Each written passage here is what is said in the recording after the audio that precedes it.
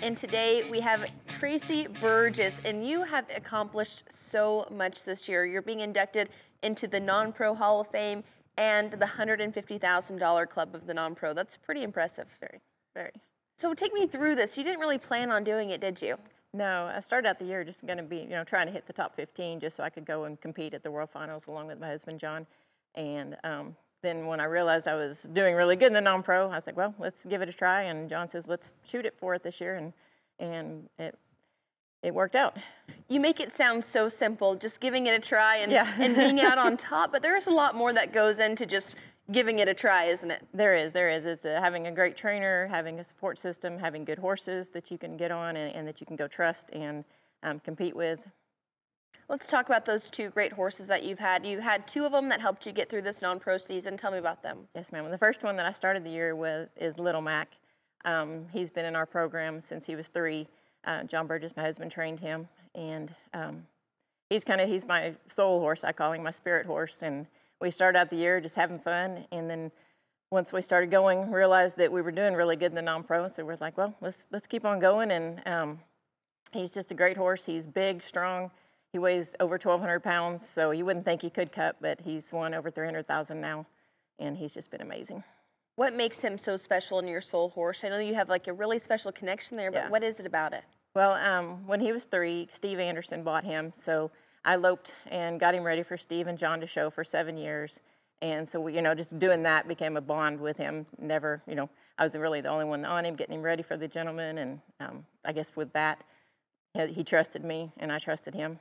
That's so important to have that trust. Let's take it back to when you were a loper. Yeah. You've been through, it seems like you've been through everything. Yes. But how does it feel now to come from being a loper to now being where you are now with your accolades? Well, I really don't know. I mean, I guess, John, with him yelling at me and training me, we've been together for 36 years now. And I didn't know what a cutting horse was when I met him. So he's taught me everything and put me into this whole era that I'm in now with all these championships and everything. So that's amazing that y'all can go back and forth and have that relationship there. But let's touch on Big Mac, because y'all won about $88,000 this year together. Yeah. Most of it on Little Mac, but Big Mac stepped up too.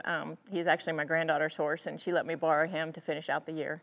That's so impressive that she can go from your granddaughter riding him to now you. But take me through this run right here, because it doesn't look very easy. You made it look easy, but we know how tough it is. Yeah, no, and I don't know which run this is, but the first run at the World Finals, he actually slipped, went past the cow, so he injured his stifle. So we didn't have a great show, but I was very proud of him for even wanting to try and going through it. He's a strong, quick horse versus Little Mac. Little Mac's a big horse that takes a little more time to make a big swoop, and the water arena is a little tight for him, so that's when I just decided to switch off to Big Mac.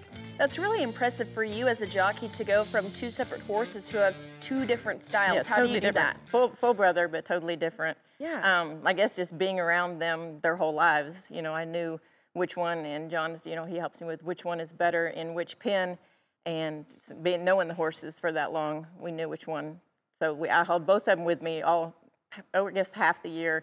And whichever arena we showed up at, whichever horse liked that pin better, then that's the one I would show, and the other one would just get a break.